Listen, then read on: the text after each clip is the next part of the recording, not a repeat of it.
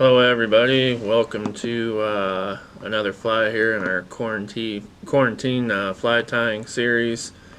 Tied a couple of dry flies, so now we're going to go a little bit more subsurface here, tie up a couple of nymphs in the next few videos here. This particular fly that I'm tying here is just a take on one of the Trinity flies, one of the classics, a pheasant tail. This pheasant tail is tied on a jig hook with a tungsten bead and a CDC. Okay guys, we're going to go ahead and get started here. So this CDC pheasant tail on a jig hook here, tungsten bead.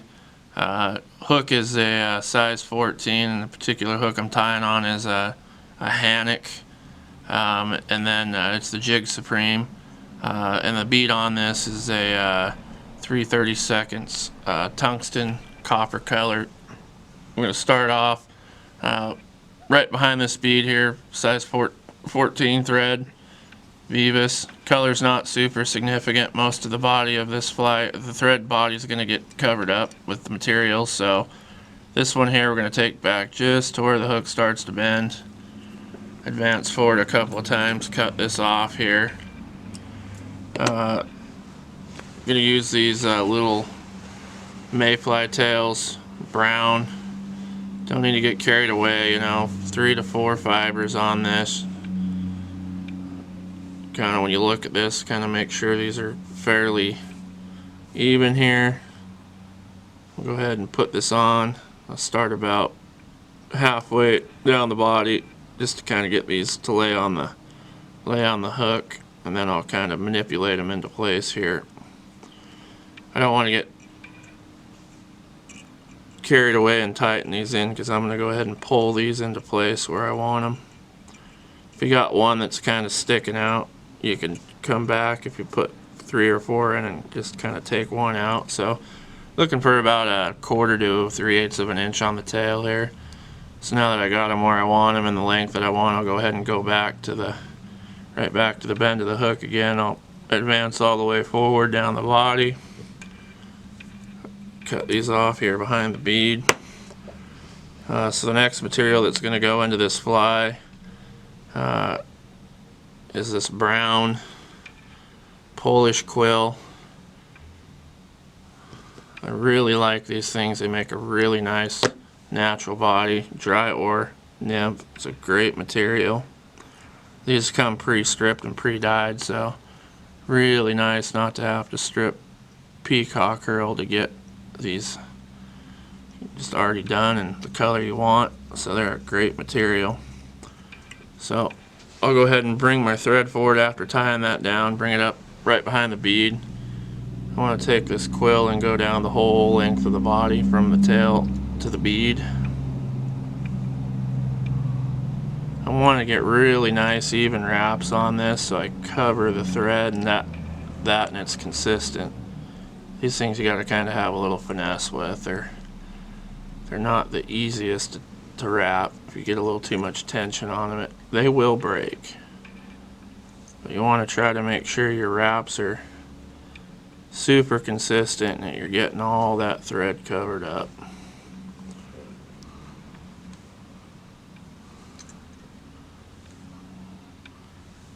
Get as close as you can to the bead. It doesn't have to be right to the bead because you're going to tie in some other materials behind this bead, so close as you can get. You can get within a 1/16 or 1/8 of an inch, you're going to be good. So go ahead and secure that in there good. So we got that in. We're going to trim off what little tiny bits left out of that.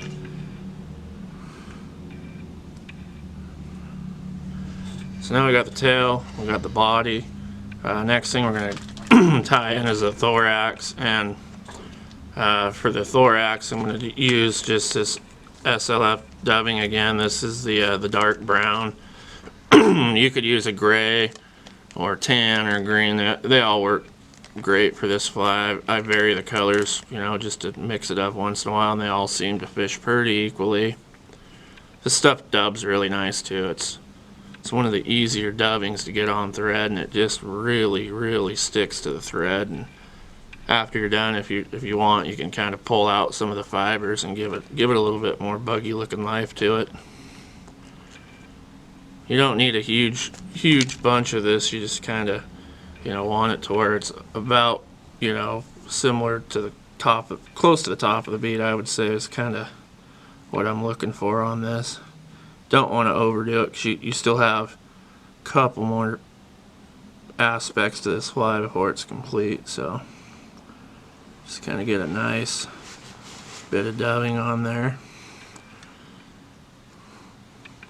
Okay, so we've got the tail tied in. We've got the Polish quill tied all the way up behind the bead, and basically I've went and covered up just a little bit of the Polish quill, about 1/8 of an inch behind the bead. So the next thing that we're going to tie in is some of this flash boo and pearl. I kind of tend to use, I like the smaller stuff, and you know, I'll use just a couple of strands of it here, and make sure when you're tying this in that the actual jig hook is inverted, because this hook is going to ride with basically the hook is going to ride with the gap up in the water. So you know, this needs to actually be tied in, you know, with the hook inverted, so the fish is going to see above the bead here on the inside of the gap. That's where you're wanting to tie that flash, but you don't want to tie it on the back side, because that's where it's going to be bouncing down the bottom of the river. So we got our flash boo tied in. So next thing we're going to get is some of this SLF spiky dubbing. This is the dark brown. You can use gray, you know, green. Any of the natural tone colors in this fly are great. I just kind of really prefer this spiky dubbing on just about anything that I have to dub, if I can get away with it, if it's natural colors. Don't need a ton of it. You're just building just a little bit of a thorax behind the bead here. So kind of rub that in there, twist it up good with your fingers, and you can always add more if you need it. So just want to cover up that thread and then make a little ball here, and I kind of try to keep it, you know, for the most part pretty even with that bead. Secure that in good. So then we're going to take this flash boo here. I got 3 strands that I tied in, so this is what's going to give it the flash here. I want to secure this in pretty good, and I tie it down first, and then I'll come in and lift this, come in behind it. This is going to lock this down good. So once you've done that, you're good to go ahead and just trim off the excess here. So now we're kind of looking like this. You can go ahead and turn this fly back to the other direction now that you've completed that step. The last thing we're doing here with this fly is we're going to put a piece of CDC on this, and I'm using the light slate done. You can use white, you can use black. Different days, different colors seem to fish better than other. And I kind of pick through these feathers here, and I'm looking for kind of something that's, you know, just not super long fibers. I want something that's kind of you know, long, but you know, shorter fibers on the feathers. Sometimes you gotta spend a minute digging through your feathers till you find the right one.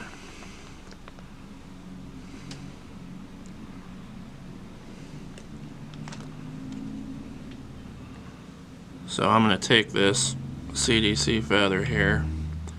I'm going to pull these fibers on the feather back. And I recommend leaving this little tip on here, because this is one of the hardest feathers to get to stay in place when you're trying to wrap it. So these things just tend to be kind of on the slick side. So then I don't need a lot of this. I'm just really looking for, you know, maybe a wrap and a half or 2 wraps at the most on this. And it's important that you kind of, when you're going around here, you want to pull these fibers back as best as you can here.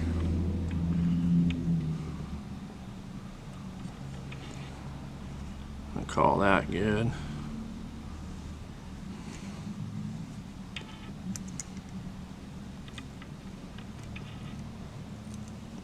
I'll secure this in with 5 or 6 wraps just to kind of hold it in place here. Then we'll cut it out, and we'll cut out that top part that we left in there. And what I'll do is I'll just kind of bring these fibers back.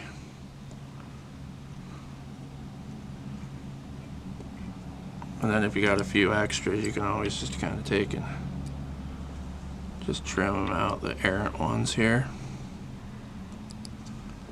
So last step, whip finish this thing. I generally like to put about 6 to 8 wraps on it when I whip finish.